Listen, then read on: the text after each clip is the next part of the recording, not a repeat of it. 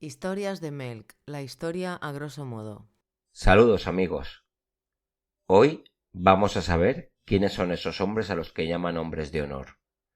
Nos vamos al sur de Italia, a Sicilia, la isla más grande del Mediterráneo. Vamos a hacer un recorrido por el siglo XX y adentrarnos en un fenómeno social y cultural que solo tiene cabida en esa isla. Una isla donde el silencio es la nota predominante y el miedo atenaza a sus gentes. Hoy conoceremos la historia de la mafia siciliana. Desconfiad de todo el mundo, que cualquiera puede ser miembro de alguna familia mafiosa. Y sobre todo no preguntéis, no sea que piensen que sois carabinieris y no querréis acabar dentro de un pozo. Soy Tony de Melk y sed bienvenidos a Sicilia, la tierra de la Cosa Nostra. Recordad, no habéis ni visto ni oído nada. Italia es un país de contrastes. En Italia hay dos Italias. La Italia del norte, centroeuropea, industrial, rica, cosmopolita. Y luego la del sur, agraria, mediterránea, religiosa y pobre. Mucho más pobre que su hermana del norte. Lombardía o el Piamonte son, con el Véneto, las regiones más ricas con mucha diferencia respecto al sur. Ciudades como Milán, Turín, son los motores económicos del país. Mientras el sur es, ¿cómo decirlo?, muchísimo más pobre. Nápoles, Palermo. El sur no está tan industrializado y es una zona mucho más agrícola. En cierto sentido, parecen países distintos. En el norte, en tono despectivo, a los italianos del sur los llaman terroni. Terroni viene de terra, de la tierra, campesinos. En otras palabras, cuando les dicen terroni les están llamando paletos. Hubo una anécdota en el Mundial de Fútbol de 1990, el famoso Italia 90. Argentina tenía un partido que se jugaba en Milán. Maradona ya llevaba 6 años jugando en el Napoli. Pues en la grada había una pancarta que ponía: Maradona, bienvenido a Italia. Una forma muy clara de ver las diferencias que había entre el norte y el sur, de cómo se relacionaban entre ellos. Bueno, y un punto de racismo también por parte de la gente del norte. Aparte, en el sur hay unos fenómenos que no encontrarás en el resto de Europa. Los grupos criminales son distintos al resto, a lo que puedas encontrar por otras partes. Por ejemplo, cada región del sur tiene el suyo propio. Desde la camorra napolitana en Campania o la 'ndrangheta en Calabria. Cuando estás viendo las noticias y veas que hablan de la mafia calabresa, se están refiriendo a la 'ndrangheta. Otra que está también es en la Puglia, si Italia tiene forma de bota, en el tacón, está la Sacra Corona Unita, que seguramente es la más desconocida. Y luego ya tenemos a la más famosa de todas, la mafia siciliana. Cada una de ellas tiene sus particularidades. No funcionan igual, no son un copia y pega. Pero bueno, vamos al lío. Para conocer la historia de la mafia siciliana hay que ver cómo estaba Sicilia a finales del siglo XIX. Sicilia es tierra de caciques. Mucha tierra cultivable, pero muy pocos propietarios. ¿Sabéis eso del señorito andaluz? Pues aquí no es el señorito andaluz, aquí es el señorito palermitano. Los campesinos son pobres como las ratas. A mí, mientras estaba preparando el podcast, me recordaba mucho a la película Los Santos Inocentes. Ese es el tipo de ambiente que hay. Por cierto, si no lo habéis visto, estáis tardando. Es un peliculón. En 1870 fue la reunificación italiana. Sí, Italia es un país muy joven. Y aparte, en esta época el Estado no llega a todas partes, y es que Sicilia está muy lejos de Roma. Cada pueblo o cada aldea tienen a ese señor que imparte justicia, al que se le pide consejo. Eso es algo ya que ya forma parte del ADN siciliano. Por Sicilia han pasado griegos, romanos, cartagineses, normandos o aragoneses. Los sicilianos no se fían demasiado del poder, prefieren resolver sus problemas entre ellos. Y aquí entran en escena los Gabelotti. Son personas de relevancia en los pueblos y aldeas. Es una especie de juez y verdugo. Los Gabelotti se hacen con el poder de facto. Estos señores son los intermediarios entre los campesinos y los terratenientes, y se empiezan a aprovechar de ello. Extorsionan a campesinos, se quedan parte de las cosechas, todo tipo de pillerías. Incluso crean pequeños grupos de ladrones y cuatreros. Son los que mandan en los pueblos, ya que el Estado no ejerce ningún poder en la isla, salvo en las ciudades. Hubo muchos jóvenes en esta época que, debido al reclutamiento forzoso del ejército italiano, pues se echaron al monte para evitar que los reclutaran, ya que ellos eran campesinos y si no podían trabajar en el campo, su familia lo pasaría muy mal. Muchos de estos chavales empezaron a trabajar para el Gabelotti de turno. Era mucho más lucrativo trabajar para estos señores que en el campo, donde apenas malvivían y además podían estar buscados por las autoridades. Estos Gabelotti, con el tiempo, se convertirían en los padrinos o capos de cada familia. Al final del siglo XIX, con la llegada de las ideas socialistas, el campesinado empieza a tener ideas de emancipación. Hay que tener en cuenta que son tan pobres y están en un régimen casi feudal, pues los terratenientes y el Estado italiano se ponen las pilas y envían soldados para reprimir a los campesinos. De aquí surgirá una oleada de sicilianos que emigran hacia las Américas. Unos a Nueva York, otros a Argentina y Uruguay. De los que viajan a Estados Unidos, algunos son mafiosos que exportan esa forma de vida a su nuevo país.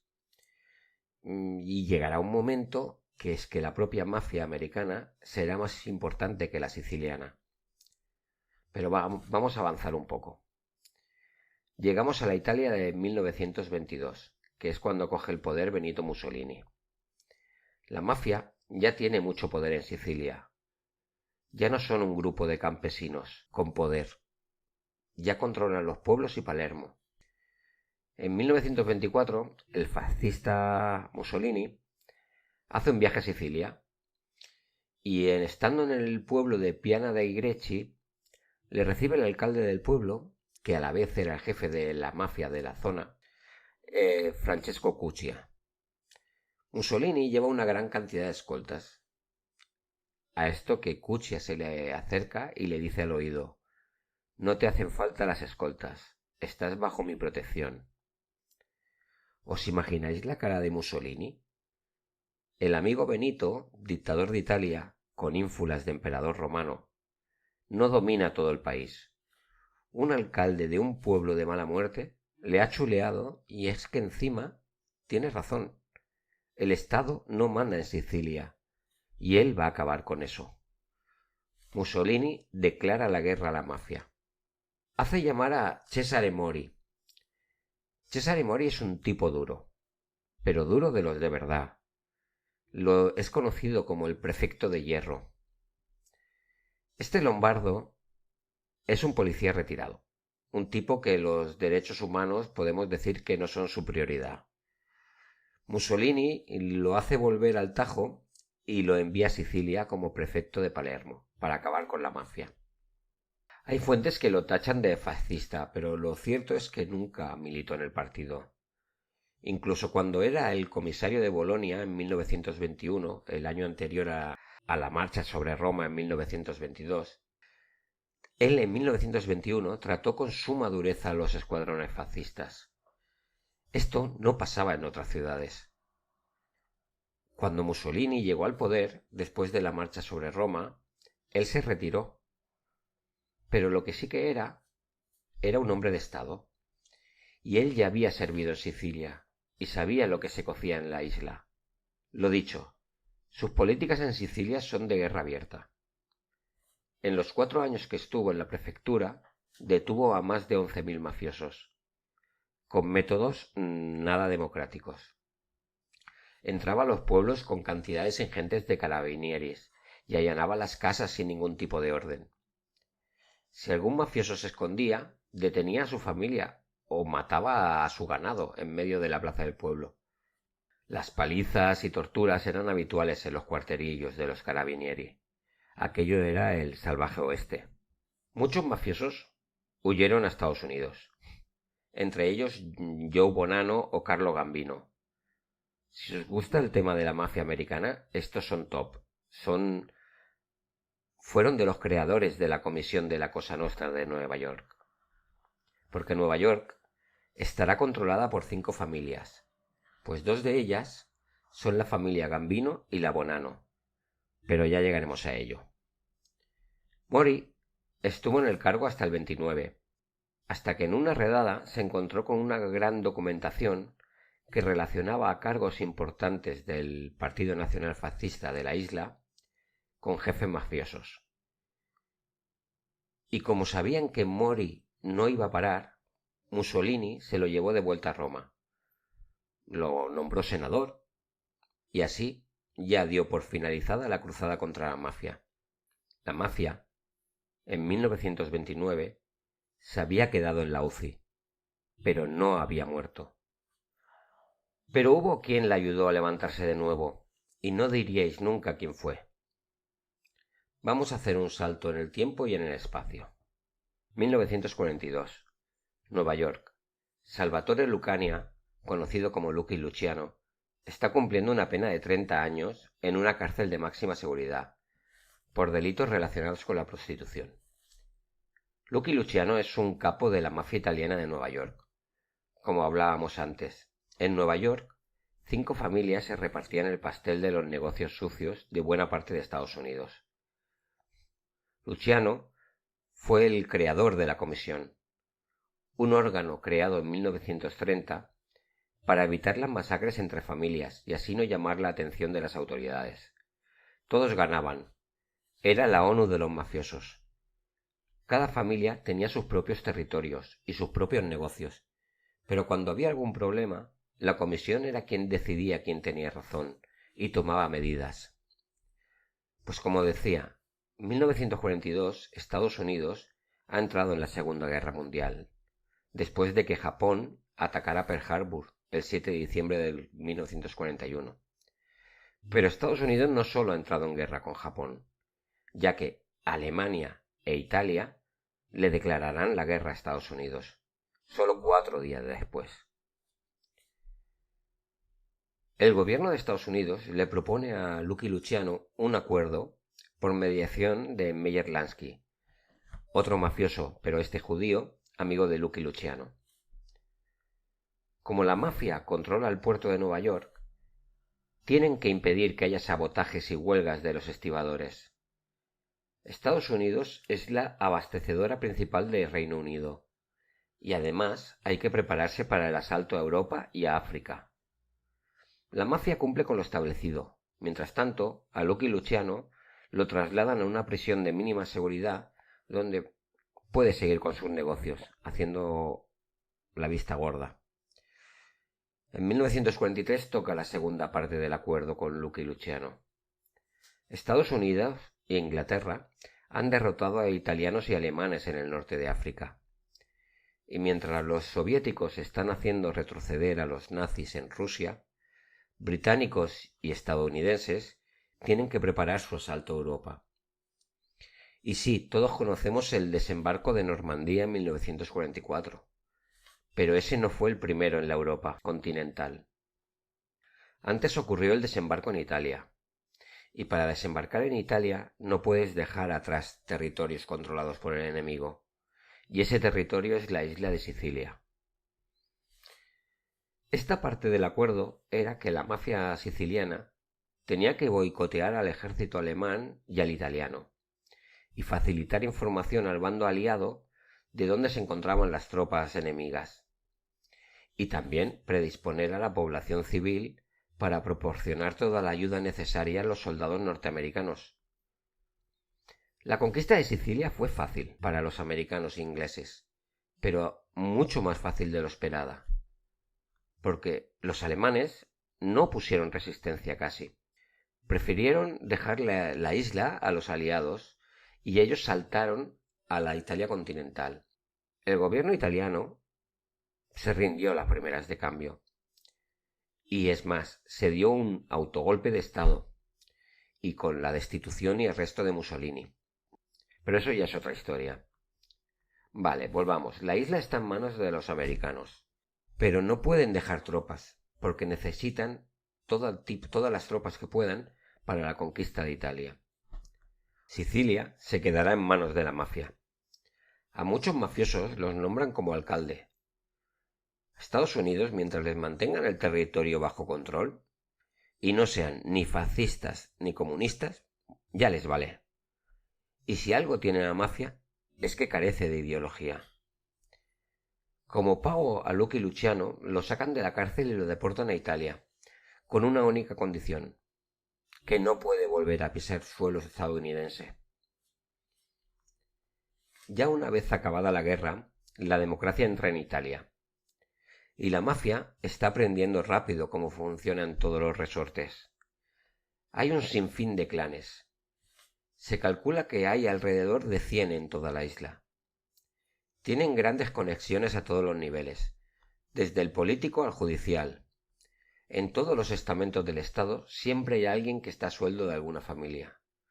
Cuando hay elecciones, la gente vota lo que diga el padrino de su pueblo, y eso lo quieren aprovechar los partidos políticos, sobre todo la democracia cristiana, que se mantendrá en el poder de la República por más de 30 años. Estamos en los años 50, y vamos a explicar de dónde saca el dinero la mafia. Ya no es esa mafia antigua de campesinos que sacan dinero del extraperlo de carne o cosechas. Ahora van más a lo grande. Controlan los mercados de abastos, todos los mercados, las frutas, la carne, el pescado. Hacen de que cada negocio les pague el pizzo. Es un impuesto, entre comillas, para la protección. Tienen el contrabando de tabaco. La construcción está en sus manos.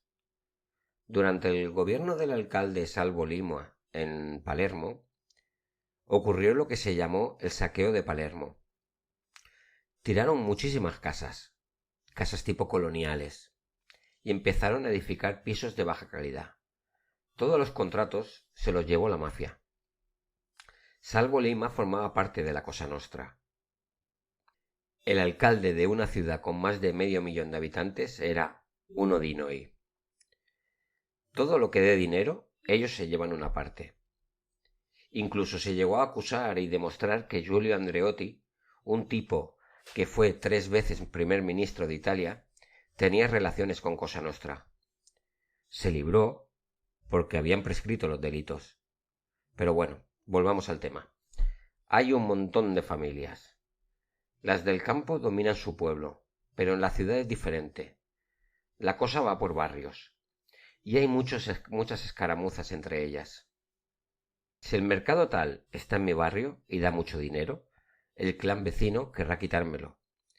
Hay que hacer algo porque la policía puede hacer la vista gorda, pero solo hasta cierto punto. A partir de este momento de la historia van a salir a relucir muchos nombres. Hasta ahora os la he contado a grandes rasgos sin centrarme demasiado en personas concretas. Pero ahora la cosa cambia. Aquí los personajes cobran una relevancia especial. Intentaré que sea lo menos lioso posible. En 1957, Palermo recibe una visita muy especial. Se ha convocado una cumbre entre la Cosa Nostra norteamericana y la siciliana, en un hotel de Palermo. En representación de la mafia americana viene Joe Bonanno, que fue aquel que huyó cuando había la represión de Mussolini. y junto a él está Lucky Luciano, que sigue perteneciendo a la mafia estadounidense, pero a la vez, como está viviendo en Italia, ve cómo funcionan las cosas en Sicilia. Como decía, está Bonanno, Carmine Galante y Lucky Luciano por la parte americana, y Gaetano Badalamenti y Tommaso Buscetta por la parte siciliana. Son dos capos de dos de las familias palermitanas más importantes. Realmente había muchos más mafiosos, pero para no liarnos os comento los más importantes. Los norteamericanos quieren hacer negocio juntos. Los americanos están muy metidos en el tráfico de heroína, pero necesitan un punto intermedio entre Afganistán o el sudeste asiático donde refinar la heroína, y qué mejor sitio que Sicilia, donde tienen a sus primos, que siempre serán mucho más confiables que cualquier otro. Pero para eso tienen que dejar de haber peleas intestinas por minucias, porque son minucias. En el negocio de las drogas, ahí hay dinero, pero de verdad. Los sicilianos pueden multiplicar por 10 lo que inviertan tranquilamente. Les indican que lo mejor que pueden hacer es lo mismo que ellos: crear una comisión para la isla, con representación de todas las familias, porque hay mucho dinero que ganar y hay para todos. Los sicilianos aceptan la propuesta y se crea la comisión o cúpula. Bueno, en realidad se crean dos: la de Palermo y provincia y la interprovincial para el resto de la isla. A partir de aquí, la mafia siciliana, o Cosa Nostra, como la denominan ellos, ganará dinero a expuertas. Vamos a ver cómo funciona el negocio. Las familias importan la droga de Asia, a veces unas, a veces otras. Hacen un fondo común para invertir en el cargamento. Cuanto más dinero metas, más dinero sacarás. Una de las familias se encarga del transporte y luego se reparten los dividendos. Son días de vino y rosas. Pero hubo un día en que todo se torció. En febrero de 1962 había un cargamento de heroína dispuestos a partir a Nueva York. Calcedonio di Pisa, un capo de una familia palermitana, era el encargado de supervisar que todo estuviera bien en su sitio. Pero al llegar el barco a Nueva York, los americanos comprueban que les falta parte del cargamento. Esto desata una serie de acusaciones que hacen que se tenga que reunir la comisión palermitana.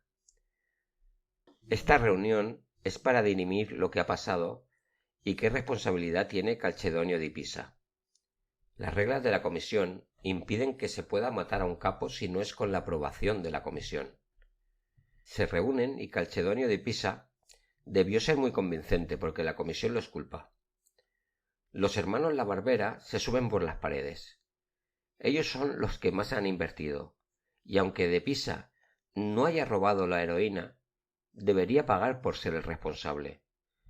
Pero cuando la comisión toma una decisión, es firme, y a los hermanos La Barbera no les queda otro remedio que comerse el orgullo. Por el momento parece que las aguas vuelven a su cauce. El 26 de diciembre de 1962 es San Esteban, festivo en toda Italia. Di Pisa baja al estanco porque se ha quedado sin tabaco. Está en la plaza Príncipe de Camporeale, una plaza muy céntrica de Palermo. De pronto aparecen unos hombres armados con Kalashnikov y lo cosen a tiros. Una vez muerto, sacan una lupara. La lupara es el arma distintiva de la mafia, una escopeta con los cañones recortados, y le disparan en la cara. Este gesto es algo muy simbólico, ya que si te destrozan la cara, tu féretro deberá estar cerrado. Es un menosprecio hacia ti como persona. Tu familia no te podrá velar con el féretro abierto, y eso es algo que a un siciliano le duele en el alma. Todo apunta a que han sido los hermanos La Barbera. Como es de esperar, nadie ha visto ni oído nada. El código de silencio o omertà no solo atañe la Cosa Nostra. Más te vale no meterte donde no te llaman. Realmente no fueron los La Barbera los que perpetraron el ataque. El que lo orquestó fue Michele Cavataio, un padrino de Palermo, Ya veis que en Palermo tiene multitud de padrinos, pero este es de los importantes. Cavatayo vio la oportunidad de debilitar al resto de familias, provocando una guerra entre ellas y él salir de rositas y quedarse más tajada del mercado. Pero todo esto la comisión no lo sabe, y hacen una reunión extraordinaria sin los hermanos La Barbera. Los La Barbera se han saltado las leyes de Cosa Nostra. Si la comisión exculpa a alguien, como fue el caso de Calcedonio di Pisa, nadie se puede tomar la justicia por su mano. Los La Barbera han de pagarlo. Entonces toman la decisión de acabar con Salvatore La Barbera, el más peligroso de los dos hermanos. El 17 de enero del 63 lo convocan con una excusa y lo secuestran, y después lo ejecutan. De esto se encarga la familia Greco, que eran aliados de Calcedonio di Pisa. A mí, en el tema de las lealtades entre familias, me recuerda mucho al Imperio Romano, bueno, o cómo funcionaba Roma.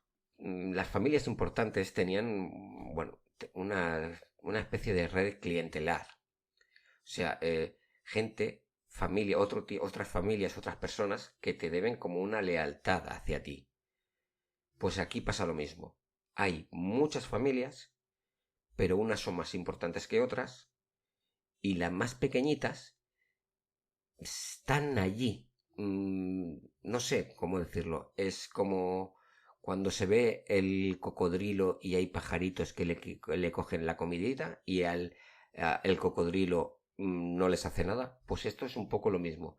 Hay otras familias pequeñitas que le deben lealtad a esa familia grande. Y entonces, bueno, pues son grupúsculos. En las siguientes semanas habrá una serie de atentados de uno y otro bando.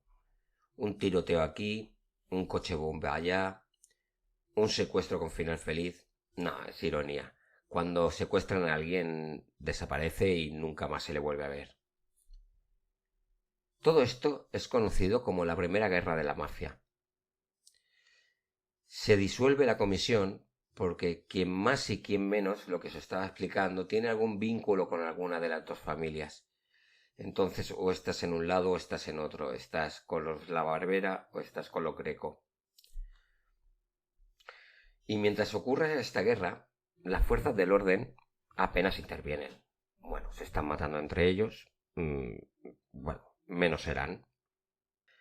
Pero pasa una cosa, el 30 de junio de 1963. Ha habido un chivatazo de que hay un coche bomba cerca de casa de los Greco en Chiaculi, en las afueras de Palermo. Mientras la policía lo está inspeccionando, el coche hace explosión. Mueren 7 carabinieris. Y aquí el Estado ya no puede hacer la vista gorda.